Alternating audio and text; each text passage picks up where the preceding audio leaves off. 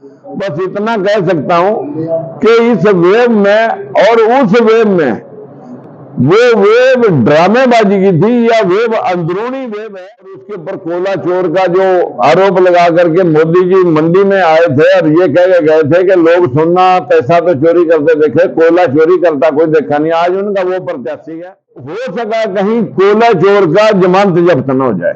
नमस्कार, स्वागत है आपका राज की नीति चैनल में। दोस्तों, आपसे माफी चाहेंगे, कुछ मजबूरियों के चलते आपसे काफी समय बाद मिल रहे हैं।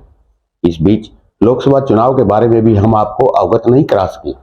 कोशिश करेंगे कि अब आपको लोकसभा चुनाव की अपडेट लगातार देते रहें। आज हम फिर से शुरू कर रहे हैं राजकुमार सैनी के इंटरव्यू से। उनकी लोकतंत्र सुरक्षा पार्टी की कुरुक्षेत्र लोकसभा के गठबंधन के प्रत्याशी को लेकर महत्वपूर्ण बैठक हुई, जिसमें कैथल में एक बड़ी रैली करने का ऐलान किया गया। राजकुमार सैनी ने भाजपा के प्रत्याशी को कोयला चोर की संज्ञा देते हुए उनकी जमानत जब्त होने का दावा भी किया। आइए सुनते हैं क्या कहते हैं राजकुमार सैनी। सभी दर्शकों को प्रणाम। आज हमारे लोकतंत्र सुरक्षा पार्टी और आप पार्टी के कुछ कार्यकर्ता आए हुए थे। सभी की एक मीटिंग ज्वाइंटली की गई है और इस मीटिंग का मेन मुद्दा था कि लोकतंत्र सुरक्षा पार्टी के साथ लगभग 104 दलों ने इंडिया गठबंधन को जो समर्थन दिया है, इंडिया गठबंधन के उस समर्थन दिए हुए प्रोग्राम को जो आज धरातल पे सुशील गुप्ता जो आप पार्टी के यहां से प्रत्याशी हैं उसके समर्थन में सभी कार्यकर्ताओं ने हाथ उठा करके यहां पर उसका समर्थन किया है। और भविष्य में, निकट भविष्य में हफ्ते के अंदर अंदर एक बड़ी रैली की जाएगी, जिसके माध्यम से सारी जनता को बताया जाएगा बीजेपी के झूठ का, बीजेपी के पाखंड का और बीजेपी के 2014 के उन मुद्दों के बारे में जो 2 करोड़ नौकरियां थी, महंगाई और भ्रष्टाचार पर अंकुश लगाना था, किसान की आमदन दोगुनी करनी थी, महिलाओं का सशक्तिकरण करना था। उन महिलाओं की कितनी बेइज्जती इनके द्वारा मणिपुर में हुई, हाथरस में हुई, दिल्ली में हुई, खिलाड़ियों की हुई और किसानों की दुर्दशा। हजारों किसान गुजर गए सड़कों पर, लगभग 2-2 साल तक धक्के खाते रहे, वो एमएसपी कहीं दिखाई नहीं दिया।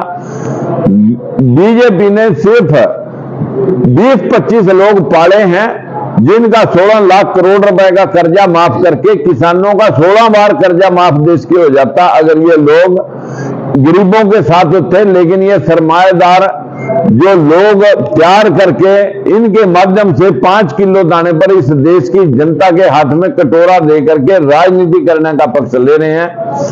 लेकिन लोकतंत्र सुरक्षा पार्टी ने जो पूरे देश के अंदर आज इंडिया गठबंधन के सभी नेताओं ने इस बात का कि 100% आरक्षण होना चाहिए, जो बात हम पिछले 10 साल से बोल रहे थे कि देश की जनगणना हो, सभी जातियों को उनकी संख्या मुताबिक हिस्सा मिले। आज इंडिया गठबंधन ने इस बात का समर्थन करते हुए पूरे देश में जो मूवमेंट चलाई है, जिस हिस्सेदारी के लिए अम्बेडकराइज और फूलेवादी विचारधारा के हजारों दल इसी बात के लिए लड़ाई लड़ रहे थे, वो सब आज इंडिया गठबंधन के साथ समर्थन में मैक्सिमम आ चुके हैं।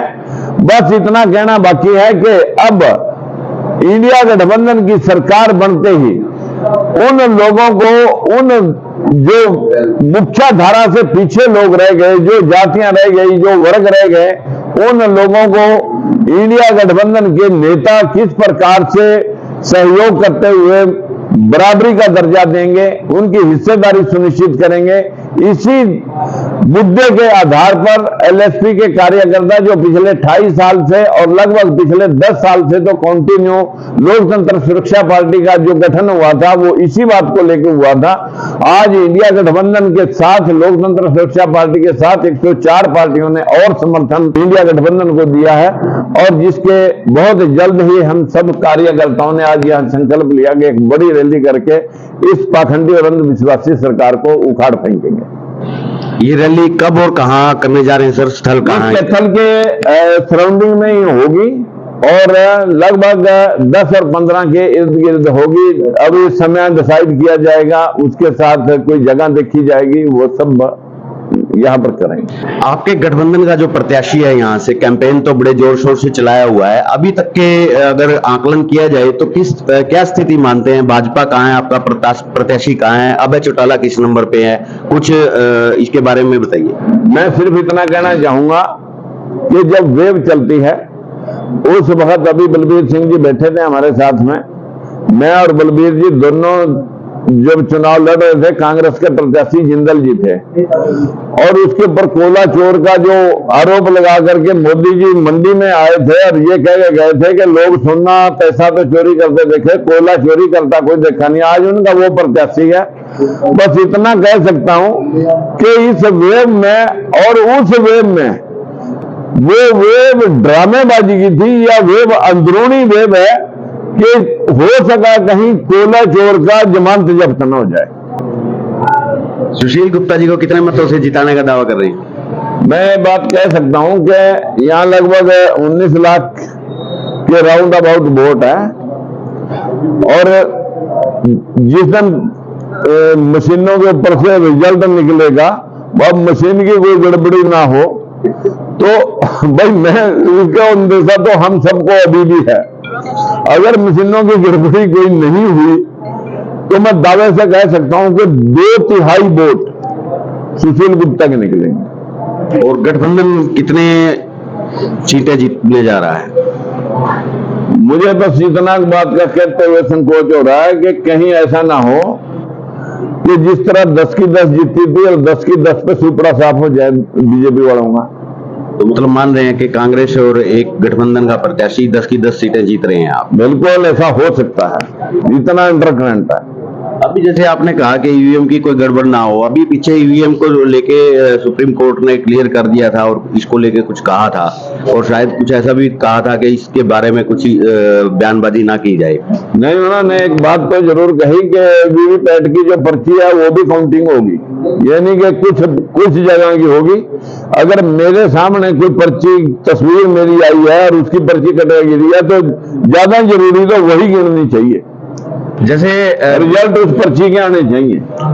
जैसे एक सीट आपके गठबंधन में आम आदमी पार्टी को दी है और वो कुरुक्षेत्र की है सुशील गुप्ता जी को, तो आम आदमी पार्टी के जैसे नेता जेल में हैं और उनकी जमानत लगातार नहीं हो रही है, तो उसके बारे में क्या कहिए? क्या उसका असर पड़ेगा यहाँ पे या कोई असर नहीं दिखाई? ये तो ईडी और सीबीआई के गेम में वो जेल में हैं, और जो लोग इलेक्ट्रोल बॉन्ड के माध्यम से आज हजारों करोड़ रुपए इस देश का लूट करके बैठे हुए हैं, तो 4 जून के बाद ये सब जेल में मिलेंगे, चिंता मत करो।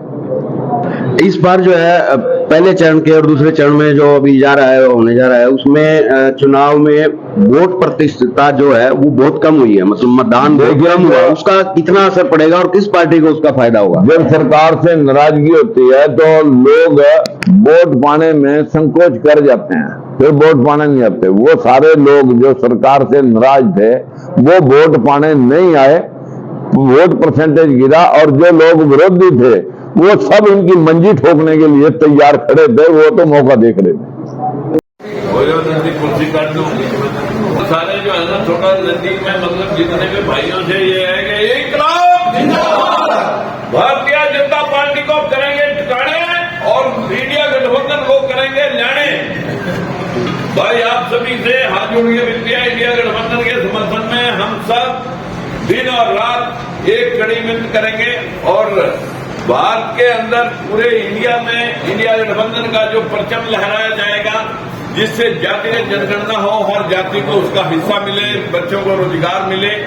सभी बच्चे जो घर पीछे रह गए हैं, जिनके घर में एक भी नौकरी नहीं, एक परिवार एक रोजगार की, इसमें घोषणा पत्र में दी हुई है कि सबसे पहले उन लोगों को दिया जाए। इंडिया गठबंधन जिंदाबाद, राजकुमार सैनी जिंदाबाद।